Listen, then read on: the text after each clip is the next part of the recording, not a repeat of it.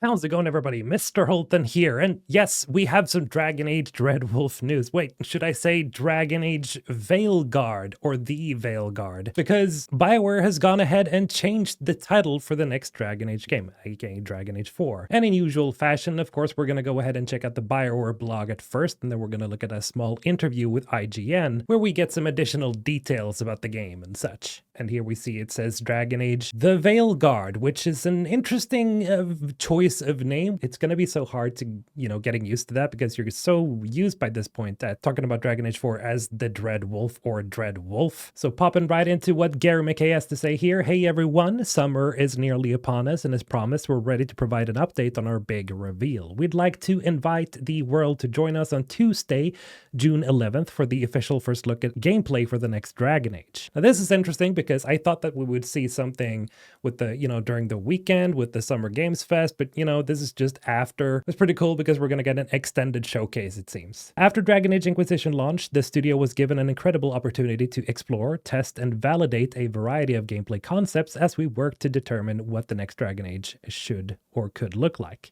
We brought everything to the table, which, yes, even included a multiplayer concept. And yes, we've heard about that. It's been reported on a lot, what was going on behind the scenes there, and it's been a chaotic journey, so to speak. The time we spent experimenting and iterating gradually taught us a lot. This work and the amazing support from EA helped us refocus on creating an incredible single-player game with all the choices, characters, and world building you'd expect from us. I hope this is the case. I sincerely hope we're going back to this, where choices and characters and, the things that we really want from Bioware, the good old stuff, I really hope we're going back to that. At Bioware, we create worlds of adventure, conflict, and companionship where you're at the center of it all. As fans of our franchise know, every Dragon Age game has delivered a new standalone story, very true. Unlike Mass Effect, where, it's an entire trilogy, and then we had Mass Effect Andromeda, which was supposed to, sort of kickstart their own series. But Dragon Age, it's a series where you sort of deal with the different stories. They're still interconnected in a way, but not in the same way as in like the Mass Effect franchise. Set in the world of Thedas, these tales explore epic locales and threats, always thrusting you into a new conflict. Each game also introduces a new lead hero, the Warden, Hawk, and the Inquisitor, that you can call your own. You can expect all that and more with the new game. And of course, much like your unique hero, it wouldn't be a Dragon Age game without an amazing cast of companions, right? True. Each of the 7 unique characters that make up your companionship will have a deep and compelling storyline where the decisions you make will impact your relationships with them as well as their lives. Interestingly enough, you might have seen this little concept art behind me right on this first scene, and that seems to be the companions that they're talking about, the 7 companions here, right? So 7 companions, this seems to be the roster of people that we're gonna recruit in the game. You'll unite this team of unforgettable heroes as you take on a terrifying new threat unleashed on the world. Naturally, the Dreadwolf still has an important part in this tale, but you and your companions, not your enemies, are the heart of this new experience. So to capture what this game is all about, we changed the name as the original title didn't show just how strongly we feel about our new heroes, their stories, and how you'll need to bring them together to save all of Thedas. We know you've been waiting a long time for this reveal, and we're so ready to show you what we've been up to. We'll see you on Tuesday, June 11th at 8 a.m. PT. That is really cool. Now, one thing that I haven't seen anybody really talking about yet, now I've seen this IGN article where they're talking about the entire thing with Gary McKay, but the thing is, he essentially says the same thing that he says in the Bioware blog here. He does add some things. For example, the Dragon Age team has been focused on making fun and fluid moment-to-moment combat, while continuing to center strategy via the unique powers of each companion. There's also supposedly only 2 squad members you can bring with you when you're out, doing missions. So yeah, you're not going to have the classic, 3 companions with you and your hero. You're just going to be, 3 in your party in total, just like Mass Effect.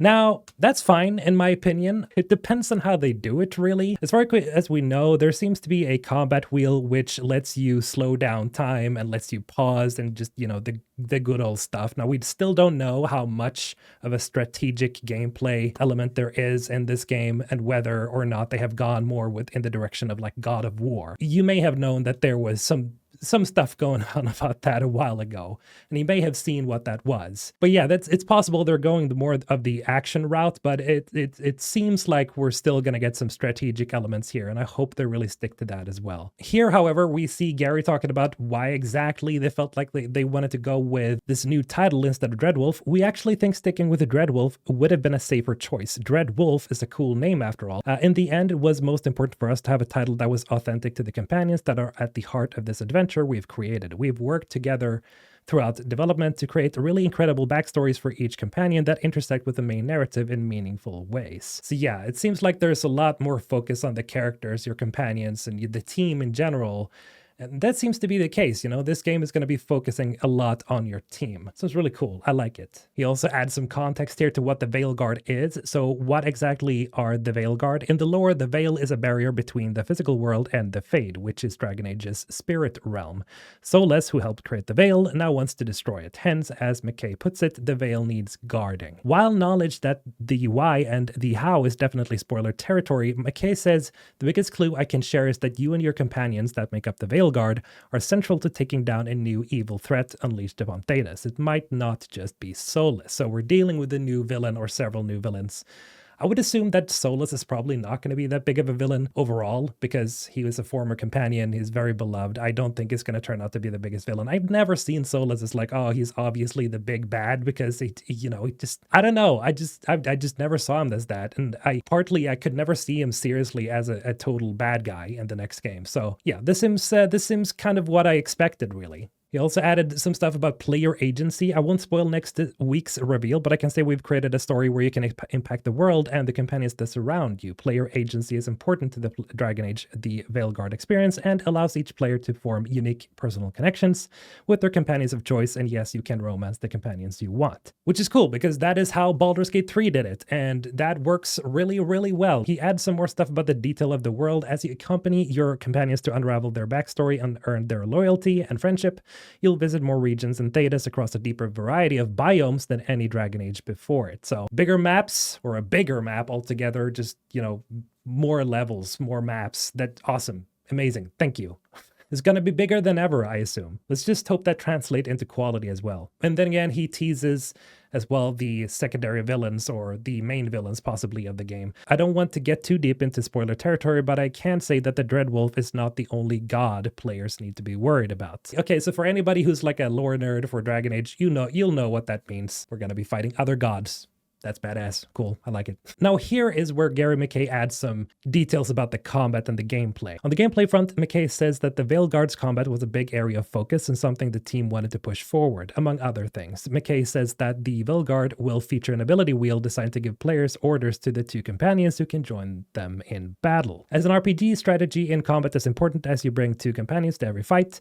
Each companion brings unique powers and abilities that have direct impact on how you choose to take down the enemies at hand. To add another layer to that strategic element, we're introducing a new ability wheel where you can pause the action and set up your next move, whether it's your companion's abilities or your own. The ability wheel opens up a huge amount of strategic possibilities, giving players the ability to control the flow of combat and link powerful combinations of abilities between players and their companions that can quickly turn the tide of any battle. We think we've found an exciting balance between fun, fluidity, and strategy for every encounter. Okay, so lastly, we got to talk about some tweets from the one and only Michael Gamble, who many of you may know is the project director for the next Mass Effect game. Now, he has had some things to say about Dreadwolf because he has been playing through Dreadwolf, or sorry, the Veilguard several times now. So in one of the tweets here, he says, some takes out there about this game being a live service game or something like that. That part is in the articles. It ain't. It's straight up single player story goodness. So it seems like they've skipped out most of the live service elements or basically everything. We still don't know, you know. They might change this further on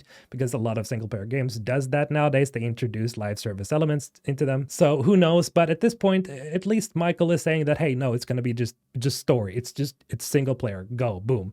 I hope that's the case, and I hope we don't necessarily see a bunch of microtransaction stuff in the game. We never know. Another thing he added here was one other tiny thing. Questions about why did you change it now and not before? The team had this name in mind for a while. Y'all, we can't change a name on any old Thursday. It's got to be before something special. And of course, that is next week. Obviously, it's going to be this huge showcase. We're going to see probably a lot of the next game. So yeah, I mean, it makes sense to change it now. He also mentioned this: start your Dragon Age summer right on June 11th. Check out the beginnings of the Veilguard. After having played the game a few times, I can confirm they're like my new family.